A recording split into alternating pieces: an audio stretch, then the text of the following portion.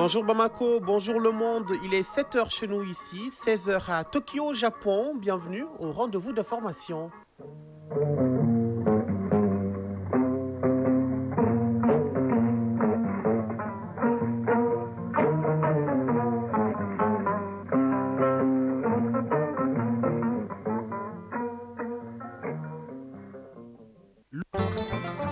À la une de l'actualité, le Mali et le Japon, une coopération au service du développement. Plus de 6 milliards de francs CFA seront injectés dans 8 projets au Mali par le Japon. L'annonce a été faite hier devant un parterre d'hommes de médias. L'idée est surtout de permettre à la population malienne d'être plus résiliente face aux défis actuels. Combien sommes-nous à être ponctuels et assidus au travail? Eh bien, figurez-vous qu'il y a désormais au Burkina Faso une technologie pour le contrôle des présences dans les services. La démonstration de l'outil a été faite hier au service des passeports à Ouagadougou, à découvrir dans ce journal. Actualité hors de nos frontières, en Tunisie, plusieurs centaines de manifestants sont descendus dans les rues de Tunis hier pour défendre les droits et les libertés face à la répression des opposants politiques. Et puis aux États-Unis, malgré la suspension des droits de douane américains, l'Europe n'est pas tirée d'affaire. Donald Trump dit que sa politique ne variera jamais. L'actualité sportive sur le continent, ce sont les quarts de finale de la Coupe d'Afrique des Nations de moins de 17 ans qui démarrent cet après-midi. Et quant à la Ligue des champions d'Europe, les quarts de finale aller ont pris fin hier. La chronique judiciaire nous apprend ce matin qu'au Mali, il y a des dispositions légales contre les auteurs d'atteinte au crédit de l'État, c'est-à-dire celui ou celle qui, par des voies et moyens quelconques, propage de fausses nouvelles directement ou indirectement sur l'État, porte ce qu'on appelle atteinte au crédit de l'État. Les explications en fin de journal.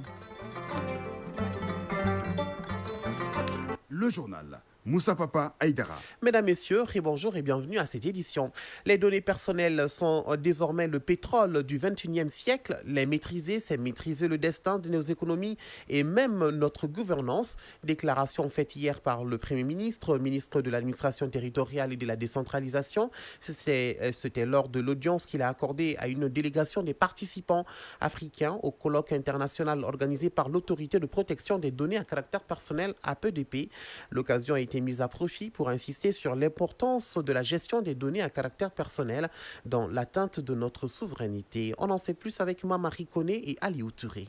La délégation des participants au colloque international organisé par l'Autorité de protection des données à caractère personnel APDP du Mali à l'occasion de son 10e anniversaire est venu rendre compte au Premier ministre le déroulement des activités.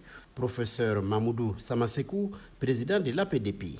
Nous avons tenu vraiment, vu le contexte, que nos amis des autres pays acceptent de venir nous aider dans notre activité et pour magnifier ce 10e anniversaire. C'était vraiment une belle occasion pour vraiment solliciter, vous remercier et démontrer que malgré les défis, les autorités maliennes permettent de remonter la pente et de nous normaliser comme il faut. Nous avons abordé des thématiques qui sont relatives certes aux droits des données personnelles, mais par rapport à la digitalisation en général. Ces colloques regroupent les principaux acteurs africains sous le thème « La protection des données personnelles, acquis, défis et opportunités pour l'Afrique ». À l'ère du numérique, dira le Premier ministre, les données personnelles représentent bien plus qu'un simple enjeu technique. Général de division Abdoulaye Maïga, Premier ministre, ministre de l'administration territoriale et de la décentralisation. Touche à notre souveraineté, à la sécurité nationale et au respect des droits fondamentaux de nos concitoyens. C'est pourquoi, dans sa lettre de cadrage, son Excellence, le général d'armée Assimi Goïta, président de la transition chef de l'État, a inscrit la maîtrise des enjeux numériques dans plusieurs axes prioritaires. La défense et la sécurité, le domaine portant sur les réformes institutionnelles, au renforcement de notre diplomatie au service des intérêts nationaux et à la mise en œuvre de la Confédération des États du Sahel. La donnée est désormais le pétrole du XXIe siècle. La maîtriser, c'est maîtriser le destin de nos économies, de nos sociétés, et même de notre gouvernance, ne doit en aucun cas être laissé à la merci d'intérêts extérieurs. Nous devons nous doter d'outils communs, de cadres juridiques harmonisés et d'institutions fortes pour protéger nos populations et notre souveraineté.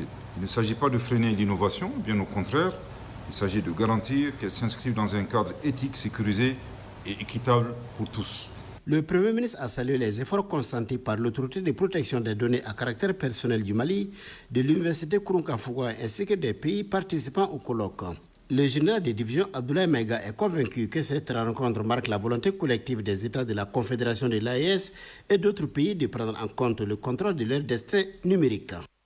Loin du destin numérique, le Japon s'engage à financer 8 projets au Mali pour une enveloppe de plus de 6 milliards de francs CFA. L'information a été donnée hier lors d'une conférence de presse à la Maison des Nations Unies. Ces projets vont être exécutés par plusieurs agences onusiennes et le Comité international de la Croix-Rouge. Cet appui traduit le dynamisme de la coopération entre Bamako et Tokyo. Les précisions avec Bemba Sibi. C'est dans les moments difficiles qu'on reconnaît ses amis, dit-on. Eh bien, au moment où le Mali traverse une période assez difficile de son histoire et où certains essaient de ternir l'image du pays, le Japon, un partenaire stratégique, annonce le financement de 8 projets à hauteur de plus de 6 milliards et demi de francs CFA sous forme de dons. Malay Diop, coordinateur résident par intérim du PNUD. Les différents projets qui seront mis en œuvre dans le cadre de cet accompagnement du Japon, nous pourrons non seulement améliorer la situation immédiate des populations, parce qu'il y a des appuis humanitaires de sauver des vies dans le cadre du package, mais aussi proposer des bases d'un développement plus inclusif, plus durable, avec des solutions beaucoup plus coordonnées et plus intégrées entre les différentes agences, qui permettront aux communautés maliennes de devenir plus autonomes, plus résilientes face aux défis actuels et à venir. Cet appui révèle une importance capitale car il ne couvre pas que les urgences. Les projets exécutés par 8 agences onusiennes et le CICR proposent les bases d'un développement coordonné, ceci en apportant une réponse aux défis en matière de sécurité humaine, d'assistance humanitaire et de développement socio-économique. Murata Yukuo, ambassadeur du Japon au Mali. La réalisation de ces projets permettra de faire face aux défis urgents et imprévisibles qu'affronte le peuple malien par la stabilisation de la situation humanitaire et sécuritaire. De plus, la mise en œuvre des projets du BIT et de la FAO, basés sur l'utilisation du produit STEIN, un agent de durcissement du sol, permettra également aux entreprises et aux jeunes maliens de s'approprier de cette nouvelle technologie innovante japonaise et de la vulgariser au Mali. Je voudrais exprimer le ferme engagement du Japon à accompagner le Mali, qui entame la construction du nouveau Mali, Marikula. Le Japon affirme ainsi par la voix de son ambassadeur que le pays du soleil levant est un partenaire stratégique de premier plan du Mali. L'axe Bamako-Tokyo se renforce à travers ce financement important.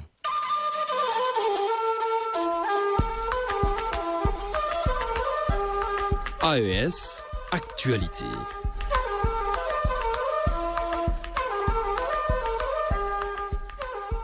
Première escale, le pays des hommes intègres. Je vous le disais dans les titres, la ponctualité et la présence au service, c'est aussi cela, le respect de l'ordre et la discipline. Pour le contrôle des présences dans les services, le département en charge de la sécurité adopte une technologie conçue par un Burkinabé. Le dispositif permet un contrôle efficace des agents. La démonstration a été faite hier au service des passeports à Ouaga. On découvre l'outil avec Judy Kayel Kafando de la radio du Burkina. Nous proposons une solution de contrôle de présence. Avec le dispositif Kassé Toumdé présenté au ministre de la Sécurité, l'agent signale son arrivée et son départ au service à travers une technologie qui inclut une reconnaissance faciale. Les périodes de congé des agents et le rapport détaillé de présence sont disponibles pour permettre aux responsables de pouvoir envisager face à une quelconque situation. La nouvelle technologie prend également en compte les avis des usagers. Gilles Kader Kabouré en est le promoteur. Au Burkina Faso, il faut que ensemble nous améliorons la qualité du service public. C'est très intéressant que peu importe ton âge, ton ethnie, quand tu te fais servir par un agent de l'État public, que ce service soit adéquat. L'intérêt est que l'autorité aura l'opportunité de voir exactement ce que l'usager traverse, surtout dans les lieux publics. La trouvaille de Gilles Kader Kabouré est expérimentée depuis le 17 mars dernier au commissariat central de Ouagadougou et au service des passeports. Elle permettra d'améliorer les services au sein de l'administration publique selon le ministre de la Sécurité, Mahamadou Sana. L'outil résume plus ou moins également notre vision parce que nous avons reçu des instructions qu'au niveau de l'administration publique, on puisse également améliorer tout ce qui est offre de services. Nous l'avons accepté en termes de phase pilote pour tester le dispositif. Nous ne doutons pas que cet outil va venir améliorer l'offre de services. C'est un outil fabriqué par un Burkinabé, mis en œuvre par des Burkinabés et exploité par des Burkinabés. Occasion pour le ministre d'inviter l'ensemble des Burkinabés à proposer dans tous les domaines des solutions innovantes pour le développement de la patrie. Lancement officiel à Maradi, capitale économique du Niger, de l'opération Grands Travaux de traitement des ravins de la ville. Ces travaux sont financés par le projet intégré de développement urbain et de résilience multidimensionnelle, PUDUREM. C'est le gouverneur de la région de Maradi qui a présidé le lancement des activités. C'est un compte rendu de Gunga Gibrima de la radio du Niger. Cette cérémonie consacre le lancement des travaux d'urgence, des traitements des ravins et des ouvrages de drainage dans la ville de Maradi, financés par le projet intégré de développement urbain et de résilience multidimensionnelle PUDUREM qui intervient dans 25 municipalités, dont la ville de Maradi. Ces travaux d'urgence concernent 4 sites dans la ville de Maradi pour un montant d'environ 2 milliards de francs CFA. Des travaux exécutés par les entreprises ENICEP et Dangara et Fils pour un délai d'exécution de 6 mois. Il est prévu, entre autres, la construction de 15 km de caniveaux, de 15 km de chaussées drainantes, du traitement de 7 ravins, dont 4 en urgence, de la réhabilitation de 7 km de tronçons, de l'électrification de 7 km de riels, d'un important appui en matériel roulant, dont 3 camions, bennes et une chargeuse au profil de la ville de Maradi pour cette année. Pour le gouverneur de la région de Maradi, qui a donné le coup d'envoi, le lancement de ces travaux illustre bien l'engagement des plus hautes autorités nigériennes pour le bien-être de la population. L'administrateur délégué de la ville de Maradi a salué cette initiative de PUDUREM et a rappelé les investissements réalisés par les projets qui s'élèvent à plus de 15 milliards de francs CFA. Le gouverneur de la région de Maradi et la délégation qui l'accompagne se sont rendus au niveau du ravin de Bagalam, un des sites retenus pour des travaux de réalisation des ouvrages de drainage. Actualité sur la République démocratique du Congo. À Doha, les échanges reprennent entre le gouvernement congolais et le groupe armé M23 qui contrôle plusieurs territoires à l'est du pays. Il s'agit de la deuxième session de discussion après celle de la semaine dernière, mais elle n'a donné lieu à aucune communication officielle. Le Qatar laisse planer le mystère sur cette médiation. En Tunisie, plusieurs centaines de manifestants sont descendus dans les rues de Tunis hier pour défendre les droits et les libertés face à la répression des opposants politiques. Hier marquait le 87e anniversaire d'une date historique dans l'histoire tunisienne de manifestations populaires en 1938 pour réclamer plus de droits politiques sous le protectorat français. Aux États-Unis, malgré la suspension des droits de douane américains, l'Europe n'est pas tirée d'affaire. Ma politique ne variera jamais, promettait encore Donald Trump il y a quelques jours. Hier, le président américain a pourtant annoncé une pause de 90 jours sur les droits de douane dits réciproques qui frappent par exemple la Suisse à 31% et l'Union européenne à 20%.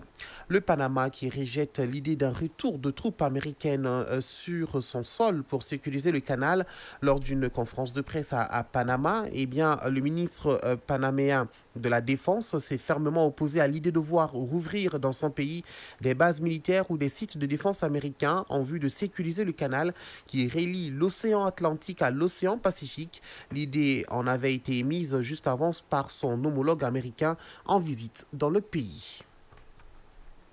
Le sport.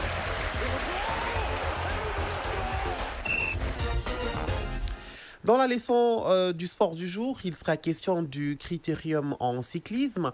En ce qui concerne le football, Ligue des champions d'Europe, les quarts de finale allaient ont pris fin hier. Et sur le continent, compétition africaine des clubs, les demi-finalistes de la Ligue des champions sont connus.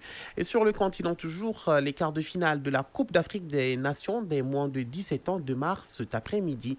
On voit tout cela avec Abdelkarim Kaba. Sur le continent, les quarts de finale de la Coupe d'Afrique des Nations des moins de 17 ans démarrent cet après-midi. À 17h, le Burkina Faso joue contre la Zambie.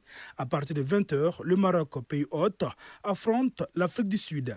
Demain vendredi, le Mali sera face à la Tunisie à 20h. Auparavant, à 17h, la Côte d'Ivoire sera face au Sénégal, le tenant du titre. Pour les matchs de barrage pour les dernières places qualificatives pour la Coupe du Monde de la catégorie Qatar 2025, l'Ouganda sera face à la Gambie et l'Égypte jouera contre l'Angola. Ces matchs de barrage sont prévus pour le samedi à 17h et 20h. Football toujours, compétition africaine de clubs en Ligue des Champions. Les demi-finalistes sont connus. Il s'agit des Mamelodi Sundowns d'Afrique du Sud, les National Al-Ahly d'Égypte, Pyramide FC d'Égypte et Orlando Pirates d'Afrique du Sud. En Coupe de la Confédération, hier, Simba de la Tanzanie a renversé la situation devant Al-Masry d'Égypte en s'imposant 3-0. À l'aller, le score était de 2-0 pour Al-Masry. Le Zamalek d'Égypte, à domicile, s'est fait éliminer par Stellenbosch d'Afrique du Sud en perdant 0-1. À l'aller, les deux formations avaient fait match nul, 0 partout. La Renaissance sportive de Berkane passe devant ASEC Mimosa par 1-0. Même résultat à l'aller pour les Marocains. Football toujours en Europe, fin des matchs des quarts de finale aller de la Ligue des Champions. Le FC Barcelone a dominé le Borussia Dortmund par 4-0. De l'autre côté, le Paris Saint-Germain gagne par 3-1 devant Aston Villa. Déjà mardi, le Bayern Munich s'était incliné 1-2 face à Inter Milan. Arsenal a été sans pitié du Real Madrid, battu par 3-0. Les matchs retour sont donc prévus pour mardi et mercredi prochain. À présent, la leçon de sport pour terminer. La leçon de sport de ce jeudi porte sur le critérium, qui est une épreuve de cyclisme. C'est une course qui se déroule en circuit fermé et a lieu en ville. Cette course est très spectaculaire. Exactement, dans cette leçon du jour, nous donne des précisions. Le critérium est un type de course cycliste sur route d'un jour. Le critérium se déroule en ville très souvent sur une distance bien définie en circuit fermé et en groupe. Abdou Karim connaît. Le critérium généralement se court dans les grandes villes et sur les grandes agglomérations. C'est une course très plaisante à voir. Ça mobilise un monde fou et c'est un circuit fermé. Le passage des coureurs est vraiment joli à voir. Bon, le critérium est organisé généralement par une équipe, une ligue, la fédération ou même un particulier. Pour un particulier, il faut que l'organisation soit chapeautée par une instance du vélo. Le critérium est généralement facile à organiser et ne nécessite pas un grand espace. Cette course en ligne respecte des principes. Tout critérium a un règlement particulier comme toutes les courses en vélo. Et le règlement particulier est sous l'égide du règlement général de l'UCI. Il y a dans cette course un système de bonification qui est très souvent primé. Abdou Karim connaît.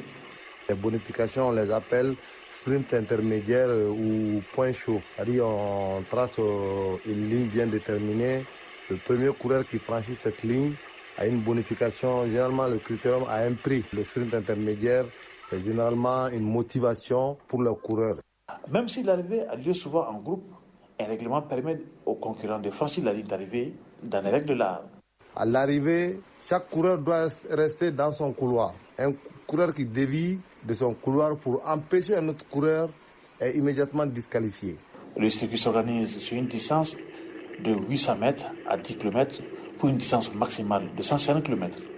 C'est là selon l'Union cycliste internationale. Le vainqueur du critérium reçoit la plupart du temps de l'argent comme récompense. Chronique judiciaire.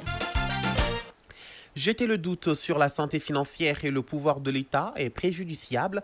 Ce délit à double dimension porte atteinte au crédit de l'État. Contrairement à ce que certains pensent, il y a des dispositions légales contre les auteurs d'atteinte au crédit de l'État en République du Mali.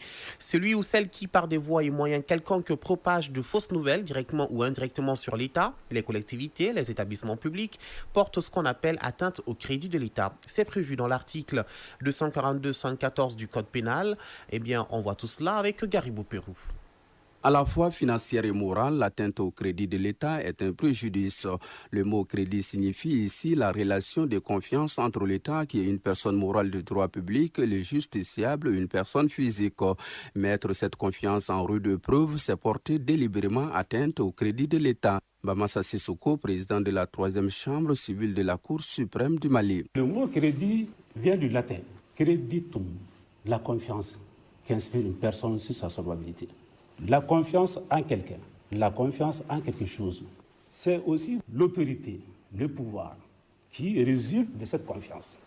Porter atteinte au crédit de l'État, c'est propager par voie de presse à travers les médias classiques ou les réseaux sociaux des fausses nouvelles, des allégations mensongères, de nature à amener le citoyen à perdre confiance à l'État, à douter de sa solvabilité financière, mais également à remettre en cause son autorité et le pouvoir. Le champ de l'atteinte au crédit est circonscrit par les articles 167 et 58 du Code pénal. 167 qui parle du crédit financier, toute attitude, toute déclaration de nature à remettre en cause la solvabilité de l'État, et l'article 58 qui, lui, parle du crédit moral de l'État. Les attributs humains de l'État sont clairs. Comment se manifeste donc cette mise en cause au plan financier? Vous avez des gens qui peuvent aller sur les réseaux sociaux, qui peuvent, par le discours, par écrit, inciter le public à aller faire des retraits des caisses publiques. On crée la panique, on dit voilà, l'État est en session de paiement, il n'y a pas de liquidité au trésor, il n'y a pas non plus d'argent dans les banques. Alors, on incite le public, les citoyens, à prendre d'assaut la banque ou les banques pour vouloir retirer chacun ses avoirs. En faisant cela, cette attitude qui consiste à amener les citoyens à perdre confiance en l'État, à sa solvabilité, crée un préjudice. À côté de ces préjudices financiers, nous avons les discrédits moraux. Cette atteinte remet en cause la respectabilité et l'honorabilité de l'État. Il y a un citoyen qui se permet de parler de l'obsolescence de l'outil de défense nationale. Il remet en cause la fiabilité du système judiciaire du pays. Les déclarations de ce genre peuvent carrément effriter la confiance que les gouvernants ont aux gouvernés.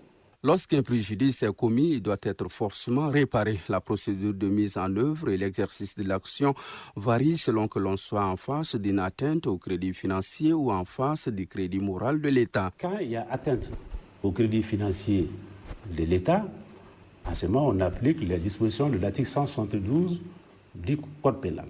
Et cette disposition dit que le procureur de la République, face à une telle infraction, ne peut pas s'autosaisir. Il appartient en ce moment, selon les termes de l'article 172 du Code pénal, au ministre de l'Économie et des Finances de saisir le procureur d'une plainte contre la personne.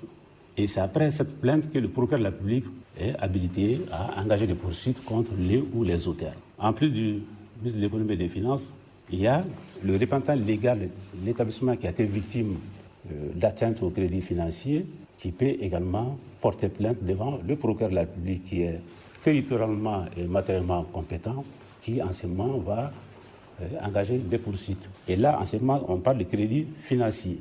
S'agissant du crédit moral, le crédit moral est comme une infraction ordinaire. En ce moment, le procureur de la République peut s'autosaisir. Et contrairement à ce que les gens pensent que les magistrats en font à leur tête, qu'il n'y a aucune disposition qui les autorise à engager des poursuites contre les gens pour atteindre au crédit de l'État, c'est bien une erreur. Donc l'infraction existe bel et bien à travers le Code pénal et c'est à juste raison que les magistrats en font application tous les jours. Pour les crédits moraux, le procureur dispose de l'opportunité des poursuites par autosaisine.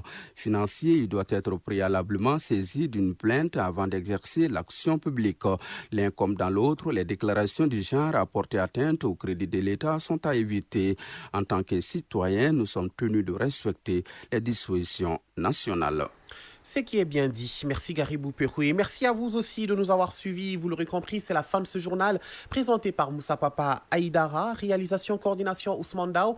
En face de moi, le trio Koulibaly, Alou Koulibaly pour la mise en onde, Abdelaziz Koulibaly pour la mise en ligne et Moussa Koulibaly qui s'apprête à vous livrer les avis et communiqués. Mesdames, Messieurs, prenez soin de vous et des autres et n'oubliez surtout pas, gardez le sourire quoi qu'il arrive et à très vite sur le RTM.